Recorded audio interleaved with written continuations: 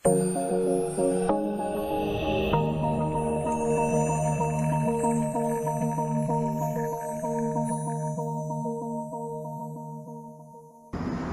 Assalamualaikum warahmatullahi wabarakatuh.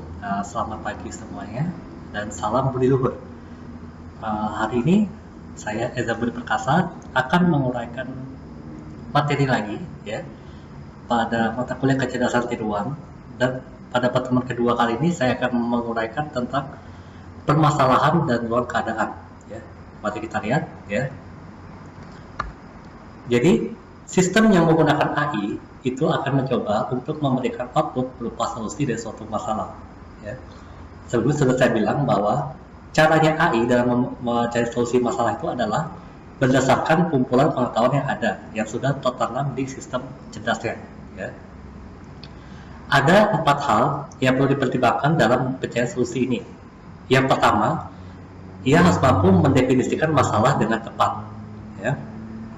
Kemudian yang kedua, harus juga mampu menganalisis masalah tersebut serta mencari teknik penyelesaian masalah yang sesuai. Ya, jadi harus tepat. Setiap masalah itu teknik penyelesaiannya berbeda-beda. Lalu yang ketiga, merepresentasikan pengetahuan yang baru dari solusi tadi, ya, untuk digunakan sebagai masalah ke masalah selanjutnya. Ya. Yang keempat, baru kita memilih teknik penyelesaian masalah yang terbaik. Ya. Nah, tahap pertama itu pendefinisian atau pendeskripsian masalah. Ya.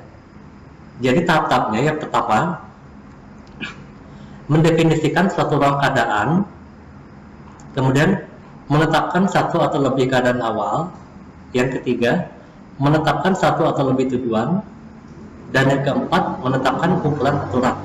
Ya. Jadi AI itu tidak bisa bekerja kalau tidak ada aturan atau rules-nya. Ya. Pasti ada namanya aturan atau rules. Nah, yang pertama yang akan saya bahas adalah tentang graf keadaan. Ini terdiri dari node-node atau simpul yang menunjukkan keadaan. Ya. Di mana setiap node itu dihubungkan menggunakan busur yang diberi panah. Nah, contohnya seperti ini. Ya. Jadi masalah keadaan awalnya adalah M, lalu ditelusuri hingga mencapai tujuannya yaitu T. Ya. Nah, di sini 4, 5, 3 dan seterusnya ini adalah bobot ya, namanya bobot. Nanti kalian akan pelajari di DAA tentang graf ya. Jadi ini namanya bobot ya. Perumpamaan seperti ini, misalnya kalian mau bepergian ke kota, misalnya dari kota M ini mau ke kota A jaraknya 4 kilo. Nah, inilah maksudnya ya. Kayak kita bikin peta ya. Selanjutnya adalah pohon pacakan ya. Kenapa dibikin pohon pacakan ini? Karena apa? Graf keadaan yang sudah saya contohkan sebelumnya mempunyai kelemahan, yaitu ada kemungkinan terdapat pelacakan suatu node secara berulang atau siklus ya. Nah, solusi dari masalah tersebut adalah dengan menggunakan pohon pelacakan. Jadi dari graf keadaan ini bisa kita konversikan ke dalam pohon pelacakan jadi seperti ini ya. Seperti gambar yang ada di sebelah kanan ini ya. Nah, perhatikan begitu kita konversi graf keadaan ke pohon pacakan ini, maka bobotnya akan hilang ya. Jadi bobotnya tidak dipakai, jadi cuma ada node saja dan tidak ada arahnya ya. Kemudian ada pohon AND/OR. Pohon AND/OR ini dia digunakan untuk mempersingkat atau menyederhanakan pohon pacakan. Jadi misalnya ada beberapa nih yang level di bawahnya itu sama ya, maka bisa disederhanakan dengan menggunakan pohon AND/OR. Dimana kalau ada N itu ditandai dengan arch ya, atau busurnya, jadi seperti ini ya, yang sebelah kanan ini. Kalau sebelah kiri ini dia OR, jadi kalau di sebelah kiri itu bacanya dari M kita bisa ke A atau ke B atau ke C. Perhatikan atau ya, jadi dari ke M bisa ke A atau bisa ke B atau bisa ke C, itu kalau sebelah kiri.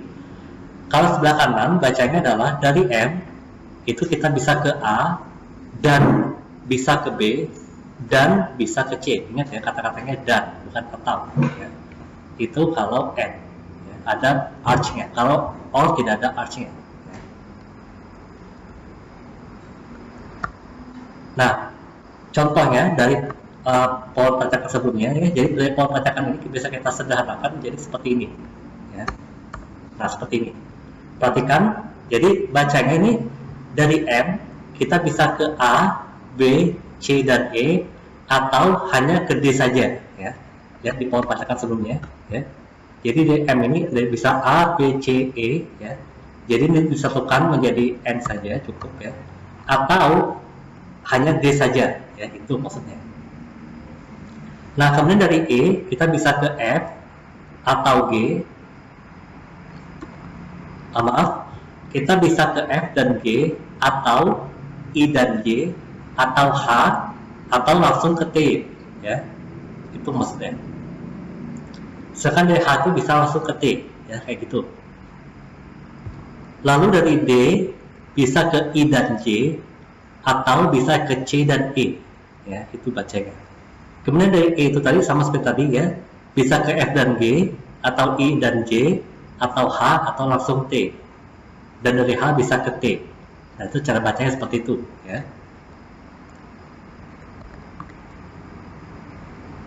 Oke, mungkin sekian dulu video saya. Materi kali cukup singkat, ya, nggak terlalu banyak, ya. Silakan kalau ada yang kurang jelas, silakan di komen di bawah, ya.